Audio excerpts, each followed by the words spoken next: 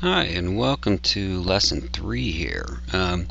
So I wanted to give you just a basic introduction to the study of sociology. In the first two lessons, we kind of talked about what was sociology, what do sociologists look at, and additionally looked at some of the important early sociologists and some of the theories or perspectives that we use. And so don't forget those perspectives. Remember, symbolic interactionism, conflict theory, and functionalism. You'll see those tons and tons in this course. What I wanted to show you now was, what do sociologists study? We're going to look at sociology because that's one of the things that is a little bit different about sociology than the other fields. I mentioned in a previous lesson here about common sense. So some of the things that we know or think we know may not actually be true. They may not be correct. And so in part, sociologists look at stuff that we think we know and see, is that actually true? Let me just give you a quick example here of where common sense can go wrong. I have this question here. Who are the uninsured? So, who are those people in our country that don't have health insurance? We have upwards of 50 million people who don't have health coverage of any type. And who are those people? One of the things that people often think when they think of the uninsured, or something that often comes to mind, is the people who are unemployed, who don't have jobs. And that makes sense since most people get insurance through their employer.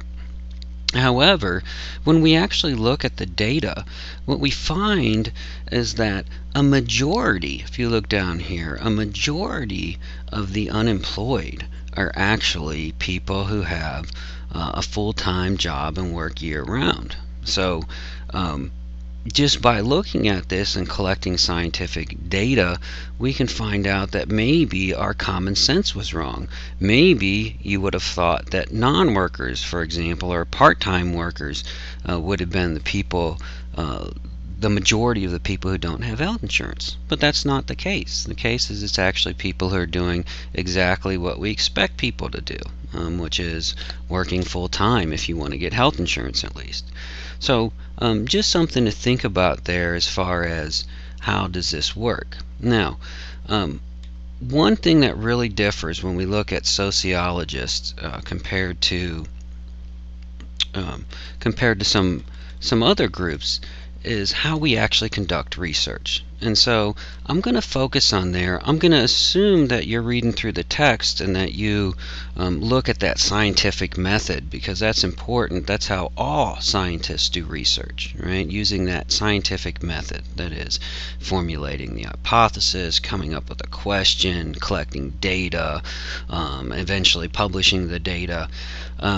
That's pretty common in all the sciences, whether chemistry, biology, sociology, psychology. We all follow that scientific method. What's a little different about sociology is how we actually collect data, or how we actually conduct our research. So just take a moment to think about how a chemist, if you were a chemist, how would you do your research? Or a physicist, or any of the what we call hard sciences. And what may pop in mind for you is that good old-fashioned experiment. Experiments are great. If you can pull off an experiment, it means you've controlled everything, so you know that whatever you're looking for was caused by whatever you were studying. Now, the problem with experiments from a sociological standpoint is that experiments oftentimes just can't be done, in part because we're interested in how people act and live in the real world. In other words, what someone may do in a laboratory where you're doing an experiment may be different than what they might do out there in the real world at their workplace, or in your home, or wherever. And that's what we're really interested in. We're not interested so much in what people would do in a laboratory. We do experiments as sociologists, but they're not as common. They're not as common as you would see in, say, a discipline like chemistry. So how do we collect data then? That is, what methods do we use? Well, one of these you're going to be very familiar with. One of the major methods we use here is called Survey. So survey data is one of the major methods we use when we're collecting data. And so, of course, if you want to know what people think or what they believe, one thing you can do is you can ask them, of course, and that's what we do on surveys, right? So you all have participated, I'm sure, in surveys at various points. It could be as simple as who do you think you're going to vote for this election, or what shampoo do you like? So those are all examples of surveys. So surveys are good ways, really good ways to get information. But surveys aren't really perfect. They do work as long as you do a few key things. One thing about a survey is that if you wanted to know, for example, what people's favorite shampoo was, if you wanted to get that answer exactly correct, you'd have to ask every single American. So if you asked every single American what was your favorite shampoo, you would find out that whatever the results were, 30% of people said Pert was their favorite shampoo, 10% said Head and Shoulders was their favorite shampoo, 5% said Vidal Sassoon or whatever's out there. I'm not a shampoo expert by any stretch. But whatever the case is, you would know exactly what percentage of Americans like each individual shampoo. As you can imagine, that we can't normally do that. We can't ask every American a question like that. It would cost tons and tons of money. It would take tons and tons of time, and no one's certainly going to pay for that. And you'd have to have a whole army of people doing it. In fact, the only time we ask all Americans something is that census that comes around every 10 years.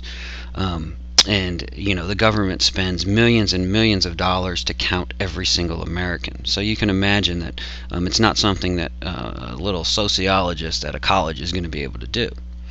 However, this is where our math comes in here. And one of the things that we know from math theory is that if you take a random sample, you don't have to ask every single person. And a random sample is a sample in which every person in the population has an equal chance of being chosen. So, for example, if I wanted to know what was going on, what Americans believed about their favorite shampoo, if I had a list of every single American, I could randomly choose a few hundred people off that list. Now, as long as I chose them at random, and what I mean is usually a computer does this, as long as they're randomly chosen, you're going to find that that sample will look like the entire population. And what I mean is half the sample, if you do it randomly, is going to be women, half is going to be men. About 13% of the American population is African American, so about 13% of your sample would be African American. 4% of the population thereabouts is gay, so about 4% of your sample would be gay, and you wouldn't have to choose those people. Just by doing it randomly, you would get those people. So that's important when we do a sample. The other thing that's important is we've got to ask neutral questions. You can see that down here. Sometimes when people do samples, especially if they've got an agenda, they don't ask neutral questions. So a neutral question would be, what type of shampoo do you like? A non-neutral question or a biased question would be one that says, Pert is the best shampoo, do you agree? Right? And that's what in classic sort of Law and Order shows or CSIs they would call leading the witness.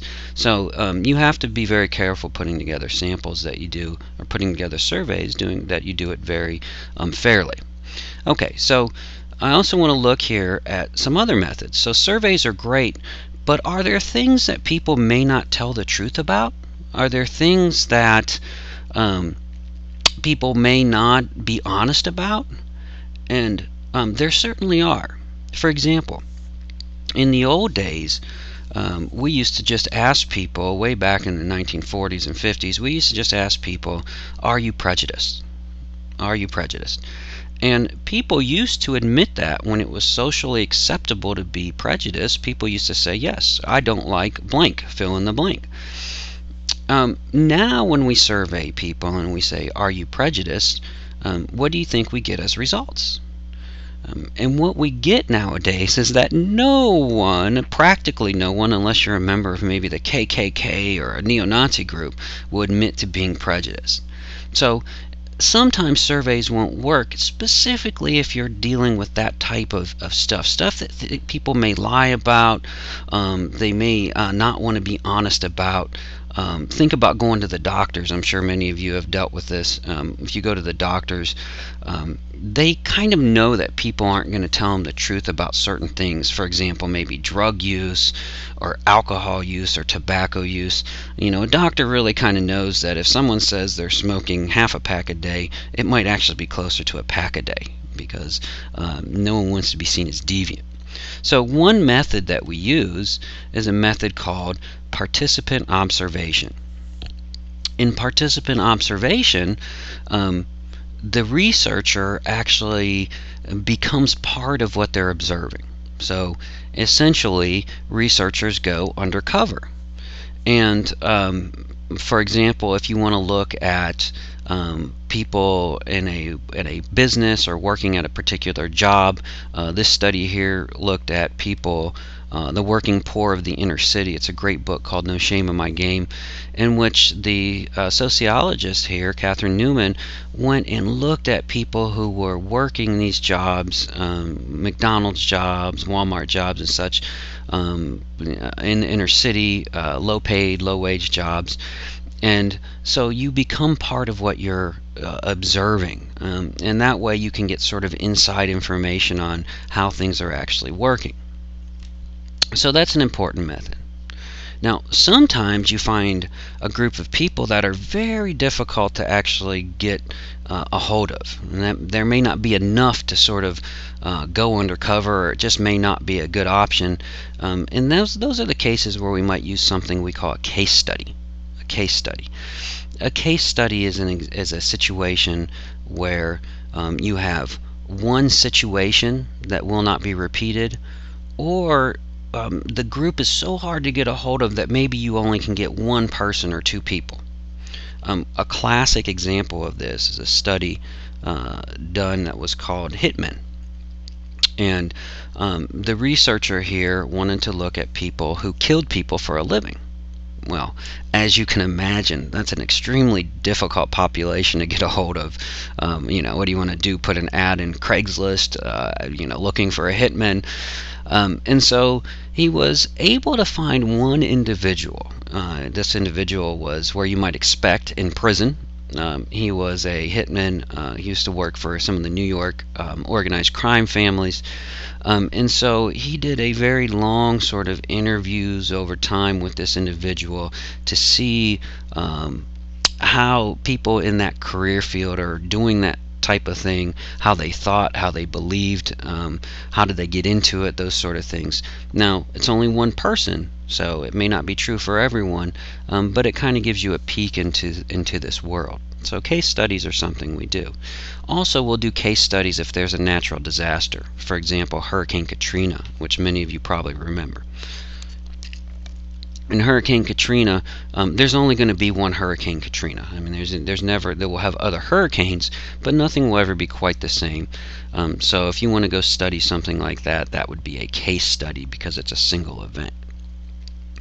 Another method we use as sociologists is using data that already exists. We call this secondary analysis. Secondary meaning the data was already there, and we're using it in our own way. So we're kind of the second people to use it.